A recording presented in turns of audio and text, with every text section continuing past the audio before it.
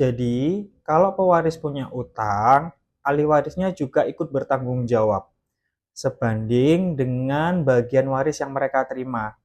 Contoh sederhananya begini, kalau kamu dapat 50% warisan, maka kamu juga menanggung 50% dari utang pewaris. Makanya, sebelum menerima warisan, penting untuk tahu kondisi keuangan pewaris. Jangan sampai harta yang didapat malah menjadi beban. Pernah dengar kasus rebutan warisan dalam keluarga? Ternyata hukum di Indonesia sudah mengaturnya dengan sangat jelas loh. Tapi, apakah semua ahli waris otomatis punya hak penuh?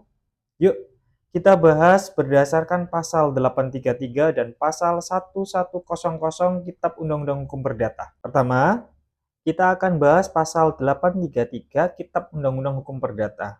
Intinya, pasal ini menyatakan bahwa para ahli waris secara otomatis mendapatkan hak milik atas seluruh harta peninggalan pewaris sejak saat pewaris meninggal dunia. Artinya apa? Begitu seseorang meninggal dunia, harta bendanya langsung beralih ke ahli warisnya tanpa perlu menunggu pembagian resmi terlebih dahulu. Namun, perlu diingat, hak ini bersifat kolektif. Jadi sebelum dibagi, semua ahli warisnya punya hak yang sama atas seluruh harta tersebut. Contohnya begini, misal ada rumah warisan, maka rumah itu akan menjadi milik bersama, bukan milik satu orang saja. Nah, sekarang kita masuk dalam pasal 1100 Kitab Undang-Undang Hukum Perdata. Ini yang sering dilupakan.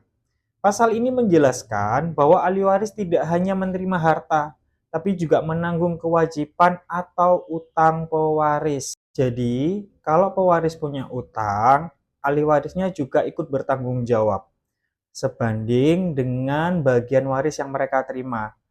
Contoh sederhananya begini, kalau kamu dapat 50% warisan, maka kamu juga menanggung 50% dari utang pewaris. Makanya, sebelum menerima warisan, penting untuk tahu kondisi keuangan pewaris. Jangan sampai harta yang didapat malah menjadi beban. Dari dua pasal ini, kita bisa simpulkan, warisan itu otomatis berpindah ke ahli waris. Tapi warisan itu bukan cuma aset, ada juga kewajiban.